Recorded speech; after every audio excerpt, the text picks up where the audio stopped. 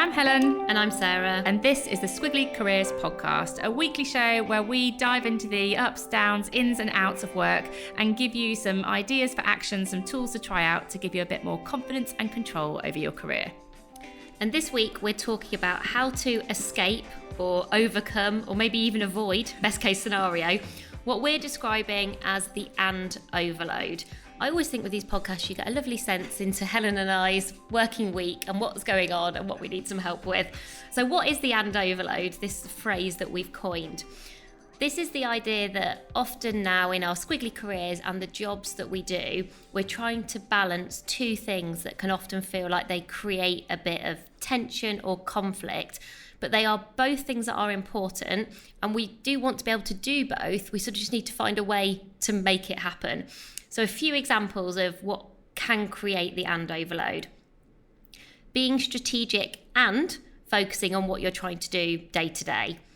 Thinking long term and short term. Thinking and doing. Focusing on people and performance. Investing in your career for the future and developing the skills you need today. Managing senior stakeholders and everyone else. Understanding internal dynamics and what's happening in the external environment. So those ands are often, I think, connected in some way. And often like one helps you to achieve the other, but there's often a bit of a sense of, well, one ends up feeling like it gets prioritized more consistently than the other. So Helen, talk to us about your and overloads right now. I feel overwhelmed just listening to it. I'm like, all of them. She's already got her head in her hands, everybody. So let's see how this podcast goes. Do you know what I was thinking as well? I've got a new one to add to the list, like being present and getting my job done. You know, like you're like, I really want to be here and listen to the thing that the person's talking about, but also my head is in 101 places. Like, yeah, I bet that's a really common one. Like, but I know I want to be present because I really care about this. Sounds like you want to listen to me, but you're actually not going to, is what you're telling me. I want to record this podcast and I also have so many different things I need to do. But yeah, some of mine that come up very regularly for me are I want to make progress on my to-do list and I want to help the team to progress their to-do list too. I definitely feel that sort of conflict in my days. Another one that I definitely feel in my working week is I want to help other people to learn and I need to take the time to learn for myself too. And that often feels like quite a conflict in terms of how I manage my time at the moment. So a few examples from me, some slightly different ones. Getting it done and getting it right. For anyone who listened to the When Good Enough is Great podcast, you would have heard me talking about that dilemma in quite a lot of detail. Growing our business in the short term and the long term. And then another one is delivering on our day-to-day and having the space to develop new ideas together. So that's sort of Helen and I having the space almost away from the day-to-day and also doing the day-to-day. Sort of how do we make both of those things happen? And so one of the things that we think here we're aiming for is what we're describing as moving from the and overload to and agility. Because we think you can't ignore the usefulness of developing and agility as a skill. It means you're more flexible, more adaptable, more resilient, probably more employable, to be honest. So it feels unrealistic here to sort of say, well, what we're going to try and do in this podcast is solve that tension. We're not sort of going to try and take away one of those tensions, but I think it's about recognizing that how these tensions can make us feel, and that also they often mean that we run the risk of feeling like we're doing nothing very well. So you just feel like you're sort of failing on all counts rather than sort of succeeding on any. And I think this is actually a real source of stress that most of us recognize, like when you're not feeling very good about the progress you're making in your role and just feeling kind of concerned that you're like, I don't feel like I'm doing the things I need to be doing.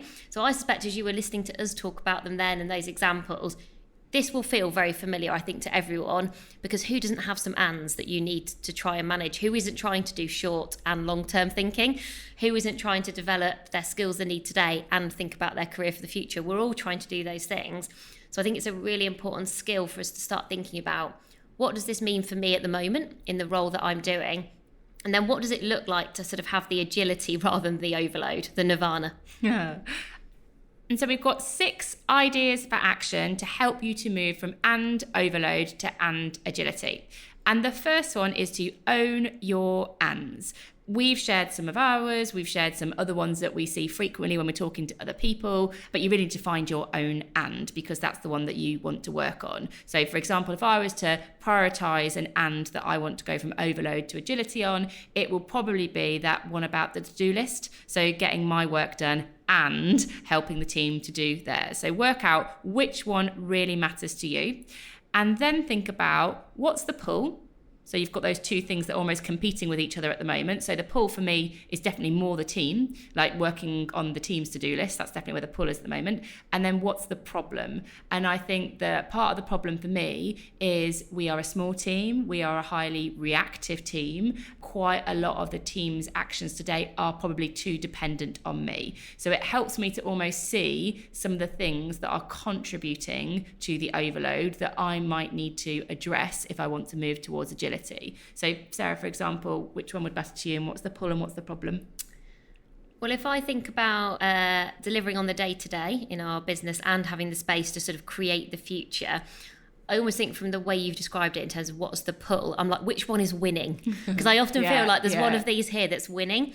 And at the moment, I would say so far this year, delivering on the day-to-day is winning way more than having the space to develop new ideas together.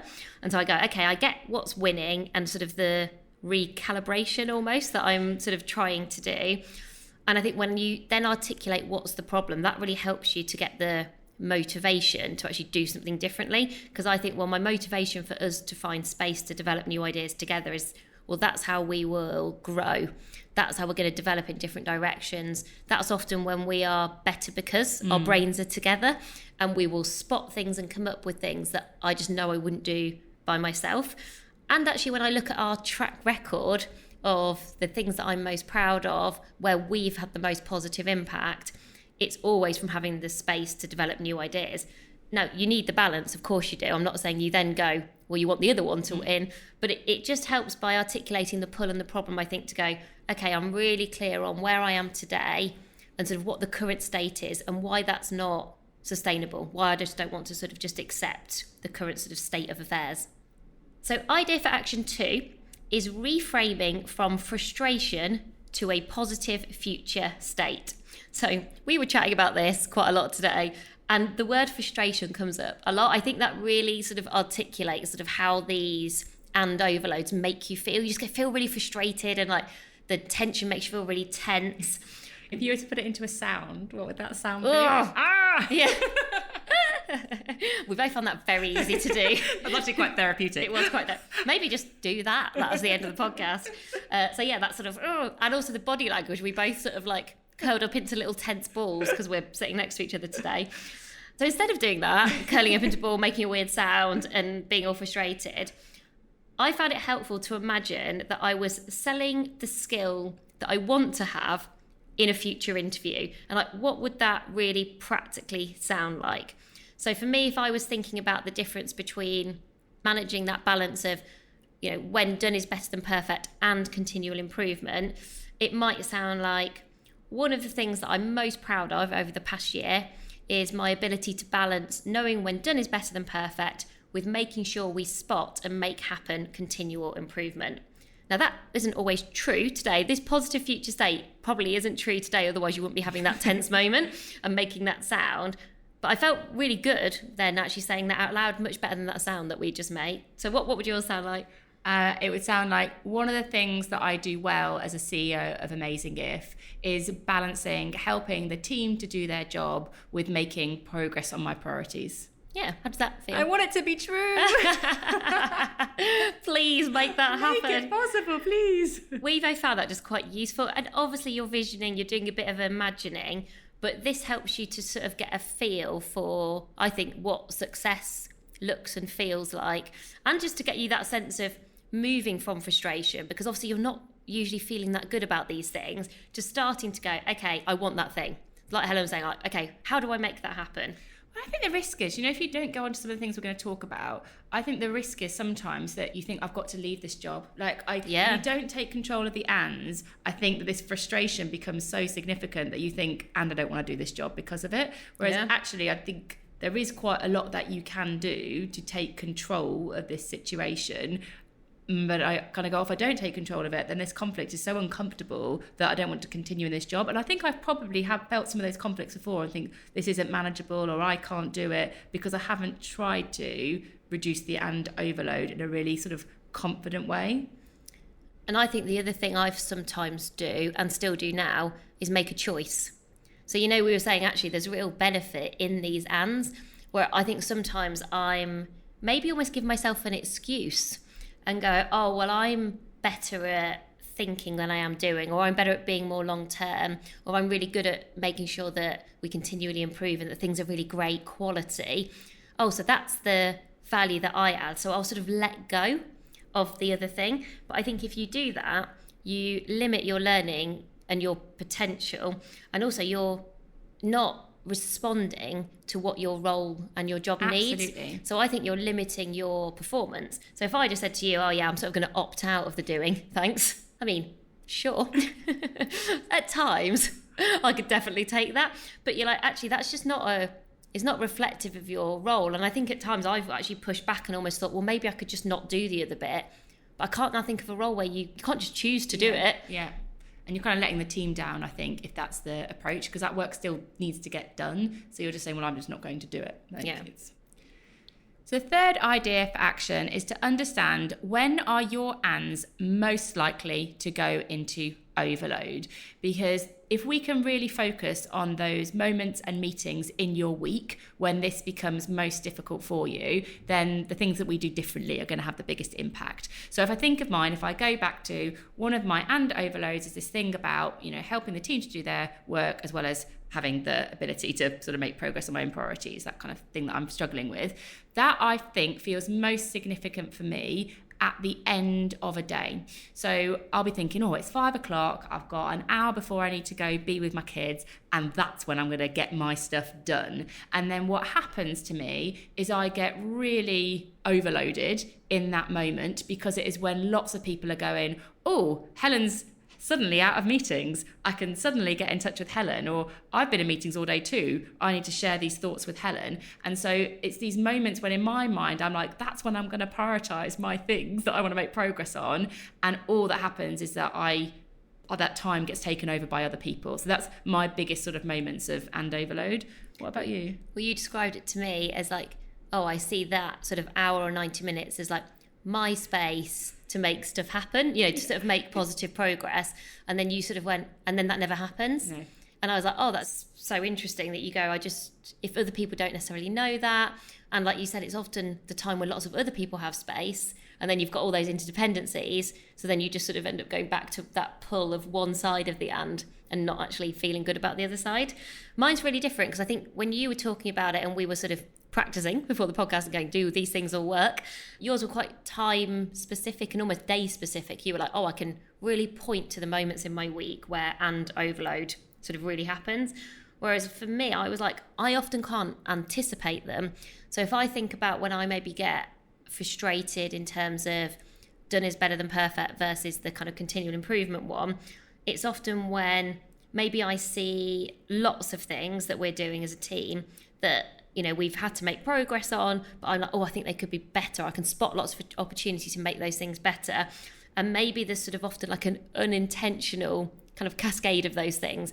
Oh, I spot maybe a presentation we've done, could just have like a typo in, or maybe I spot a LinkedIn post that we've done. I think, oh, we've not quite positioned that quite right.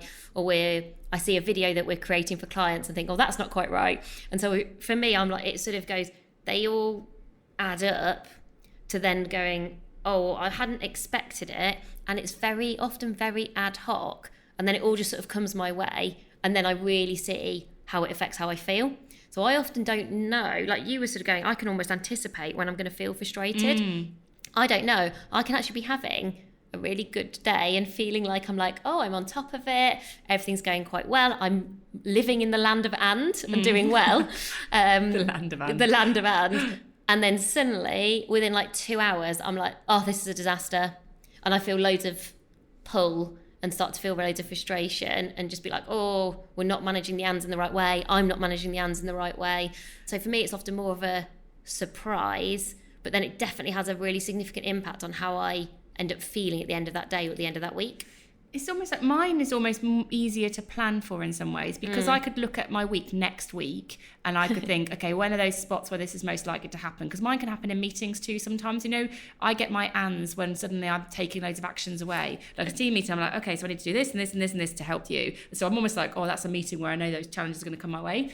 You can't look at your week next week and go, oh, I know that's when it's going to happen. But what you do know is if you get 2 or 3 within a short period of time, that's going to be the problem for you. Yeah, and actually it happened last week. I think because I often then share them with you because I'm like, you know, I'll go back to making the weird noises again.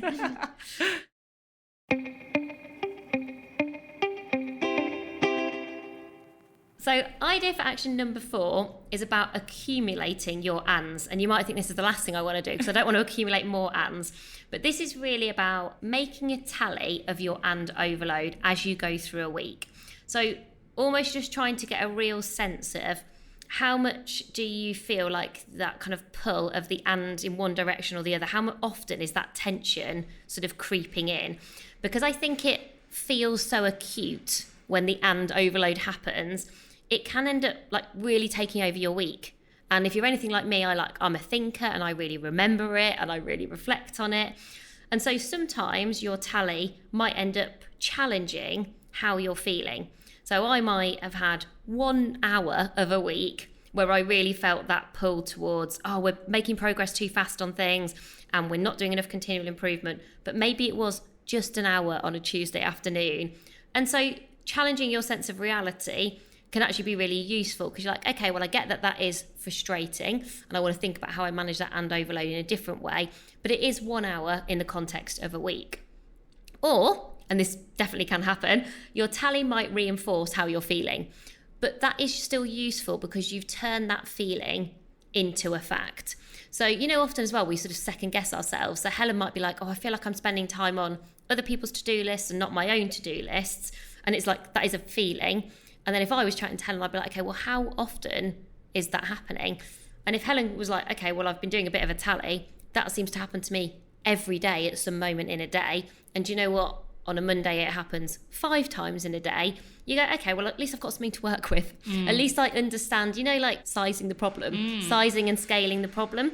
Because I think actually you often underestimate the size of a problem because you move on so quickly and you move on with pace. And also you have an attitude of like, okay, well, I've just got to get it done. I'm sort of not going to fix the problem because I sort of haven't got time to fix the problem. I'm just going to like keep going and keep going. And I think I overestimate the problem because I sort of feel it quite keenly. And so I think you and I, for me, it would almost challenge my feelings and be like, okay, Sarah, like let it go a bit, have a bit of perspective. And for you, I wonder whether it would push / give you a nice nudge to think, do you know what? This actually is creating a real tension in my week. I really need to choose to do something about this.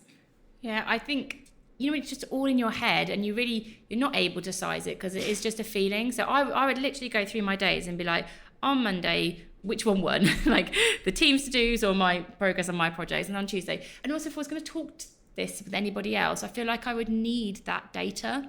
I wouldn't just be like, oh, Sarah, I feel like I'm just never getting anything done. That's not that useful. Feels like you're complaining or whinging. Bit victim-y about it. And it might be reflective of how I'm feeling. So I'm not trying to sort of undermine how you might be feeling about this situation, but it does make it a lot harder for someone to help you. Because what I could say to Sarah is, over the last week, 4 of my 5 days, I spent more time helping other people to move their things forward than I did on my own, and that doesn't feel like the right balance for me, because the right balance is probably 50-50, you know, really, that's probably the right balance. But I sort of need that data so I can do something different, and for as long as it's a feeling, it's very hard for someone to really help me. Yeah, and I guess with whatever and you're grappling with, your aspiration probably is 50-50, unlikely to be in a day, I would argue, maybe even sometimes unlikely to be in a week. But if you feel like you're never getting towards 50-50, then that and overload is essentially continuing.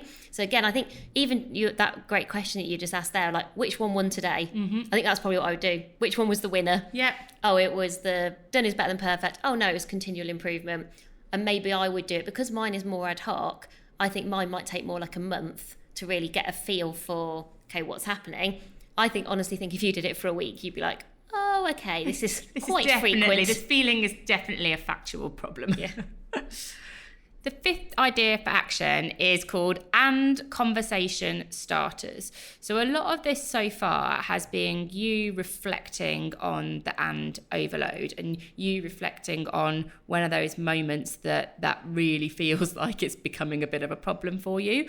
But in order to change that, so to move towards and agility, it's likely there are people who are working with you that will be able to help you. So you need to be able to talk to them so that they are able to support you with this stuff. So it's sort of like the who's and what's that are going to help you to have the agility. That's the thing that we're trying to work with here. And we thought it might be useful to have almost like a mini script to start this conversation off, because it might be the first time you've even heard of this idea of the and overload. And so a script might make you a bit more comfortable about having this conversation with somebody. So the script goes, to do my job well, I need to balance ... I find it difficult when ... One thing that would help me is, how would that work for you? Because we don't want this to feel like a confrontation. We definitely want to feel like it's a conversation. So if I put that into sort of practice with my example of the and overload that I'm experiencing, it would sound like, to do my job well, I need to balance helping the team to move forward their to-dos with the projects that I need to progress. I find it difficult when I create space for me to move my projects forward, and that space is compromised by the conversations that other people want to have with me. One thing that would help me is to have time protected in my diary when people know that I'm using that for a project that's important for me. How would that work for you if I put that time in my diary within a week? Just as an example of what that conversation starts. As an example. Do you want some live feedback on that? Helen's like, I'm just going to subtly say this to Sarah right now. And I just think if you had, sometimes I think we make assumptions that other people are experiencing our working week in the way that we are. And so often we've just not said these things out loud to other people. And sometimes the actions, I just think, are deceptively simple, but then have such a significant impact. So if you said to me, I would sort of want to know, what are you naming that time in your diary? So if you were like, space for priority projects, and literally it was called that, whatever you want to call it, and you just said to me, just always worth looking to see, like, if I'm doing that, and if I'm doing that, it's because I need to sort of make some progress on stuff. I would probably then have a quick sense check of, we WhatsApp each other quite a lot, and often towards the end of a day, which is probably that time when you're trying to make your progress. I would probably then think, I'm just going to look in a diary quickly and just see if she's earmarked any of that time. And if she has, I'll wait an hour and a half, then I'll still WhatsApp you. Obviously, our business is essentially run through those messages. But almost by me delaying, that might then really unlock the and overload for you. And it might only just be a delay, or it might be me saying to you, well, actually, is there a time during a week when we can catch up and create that time together where we are, I don't know, discussing what we're working on together, or whatever it might be? Just in articulating it there, I do think there is a bit of a I and a we. I don't think you can just make this all about other people. Like, I could just be like, oh, I'm going to say to the team, this is all Sarah's fault. It's all Sarah's fault, or it's all the messages from people all the time, because obviously people have got their own agendas too, and their own things they're trying to deal with, and their own things they want to progress. So I do think there is I could literally just not look at my phone. I could close some things down, because the assumption I'm making is that I need to respond to everything quickly, and that might actually not be true. So I do, when you're going through these, like, one thing that would help me is, maybe there's also one thing that I could do to help myself. Just make sure it's not all like, you need to stop doing this, or it'd be better for me if you did. I think, like, one thing I'm planning to do is, and one thing that would help me from you is, a bit of both. Well, maybe there's one thing that I'm going to do to help myself is, and one thing that would really help me is if you could, so it's sort of it starts with you, the whole, your commitment creates commitment. So if I heard you say to me, oh, do you know what I'm going to do between these times when I'm creating this sort of space for priority projects, I'm always going to turn off Teams, emails, notifications, and I would be like, okay, let me observe that, because I would love to see Helen turn off all of her tech. You might be like, I'm going to also turn off my tech. So that's the commitment that you're making. Yeah. And then it would also really help me if during that time, actually, you don't help me to resist that temptation. almost like help me to help myself. I'd be like, I'm going to do this in my diary, and during those times, that would be when I'm turn off my tech. And I'd be like, I would know. Like, you'd be like, why has she not responded to me? And then you might look in my diary and be like, oh, it's progress priorities time for her. I get that now. And you'd also know when it ended. It's not forever. It's like an hour. But I do think, starting with what you could do and then asking for other people's support, I think that's fair. Yeah. And with some of mine, I also think there's a difference between what you can do in the short term, and sometimes some things are a bit more medium term. So when I think about us creating space together to sort of think about strategically, where do we want to go with our company versus delivering on our day-to-day, I can't just unpick loads of the day-to-day right now, like this week or next week. But what I can do is go, okay, I recognise that the day-to-day is winning too much at the moment.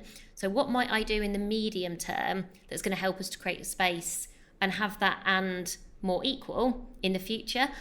And I also think that's often something that I then find really motivating. I can sort of cope with one of the ands winning now if I know that the other one's going to win in a bit. Sort of that like juggling act of like, that's okay. What would that and conversation starter sound like if you were talking to me about that kind of that and overload? So I would say, to do my job well, I need to balance delivering for our company every day and growing our company for the next 10 years. I find it difficult when we have so much in the diary, there is no time for us to be together, to talk about things or come up with ideas.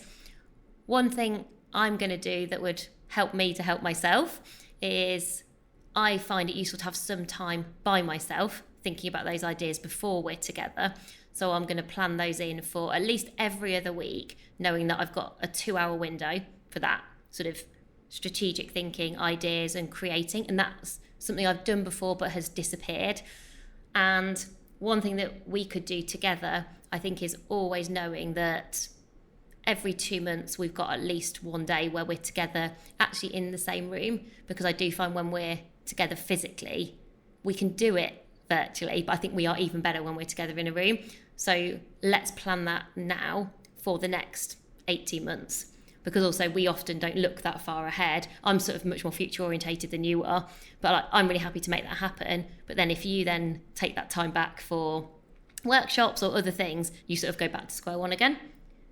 How would that work for you? I would look forward to those days. Lovely. Can we do it in different places with nice food? No, that would be even better for me. Of course. Do you know, I think that could work really well as a team discussion. Like if you just in a team meeting and you just people partner with each other, even if the person they're talking to might not be sort of like the and enabler in that situation, I still think you'd feel more comfortable and confident about having that conversation with somebody if you just practiced it.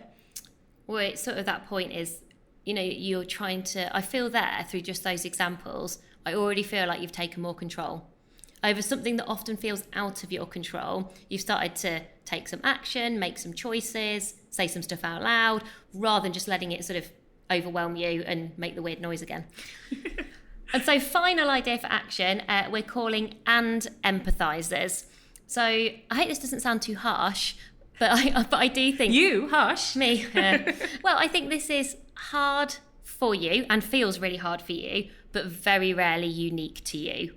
And so surrounding yourself and spending time with some informal mentors who can share their tactics for how they've overcome that and overload, or sometimes just having a chat that's going to make you feel better and give yourself a break that you are not alone, I think are really important. So when I was reflecting on when my and overloads have felt the hardest, and to your point, whether either I felt like I should completely compromise on one or basically just get myself a new job, it was some of the and empathizers. And these are not just sort of any mentors. These are definitely people who've sort of, they really get it. They've been where you are, or they are where you are, but they're in a different organization or a different industry. And so as soon as you describe I'm spending more time on everybody else's to-do list than I am my own to-do list, they just go, oh yeah, like completely get it. I've been there, or I'm still there, but here's what's helped me. I think that's sometimes just what you need to hear. And we use the word tactics very deliberately, because often I don't think these are like big strategic changes in self-awareness or your personality. These are like the hacks that people have got used to in terms of, right, this is how I make my working week work, because if I don't, I will only do the short term, I'll never do the long term. Or this is how I make my time for my learning and development, both in the now and for where I'd like to go in the future. Because if I don't do those things, I know I'm going to not get promoted, or I'm not going to progress. And nobody has sort of a complete answer, but people are usually very prepared to share, like, oh, well, this is what has worked well for me, in case that might be helpful for you. And you're also probably doing some things you're not giving yourself credit for that you can share with other people too. So, Sarah, if you had lots of and agility instead of and overload with the things that we've talked about today, what would that sound like? What noise would you make then? Woohoo! Hooray! Add these sounds into your bank, everybody. Like, what would this feel like? What would it sound like? I think, you would probably make a very different sound at the end of a week if you'd got and agility rather than the and overload that you might end the week with. Yeah, I think I would feel calm and collected. I would look forward to the next week as well. Yes. Because actually balancing, I think the balance is often where a lot of the energy is, right? Yeah, I enjoy the balance. Yeah, I enjoy the balance. It's just sometimes it doesn't feel possible. But I think if you go through the ideas for action we shared today, I think that you probably have a lot more control over this than it might feel like when you are in the middle of that and overload. And so what we will do on the pod sheet, we will summarise all those different ideas for action for you, so they are easy to refer to. Maybe you could use that as a bit of a topic in your team meeting, like you could share it with people and have people have a look at it, and then maybe have some time in the team meeting for people to talk about it. The links for our pod sheets are always on the show notes. That's easiest to find on Apple, but if you're not on Apple or you just want to get to it a different way, go to our website, which is amazingif.com. On the podcast page, you can just find this podcast episode, click on that, and then you'll see all the other resources, the pod note, the pod sheet, and you'll also find details to join Pod Plus, which is where we talk about this on a Thursday. So thank you so much for listening. We do hope this has been useful for your and overload, and we'll be back with you again soon. Bye for now. Bye everyone.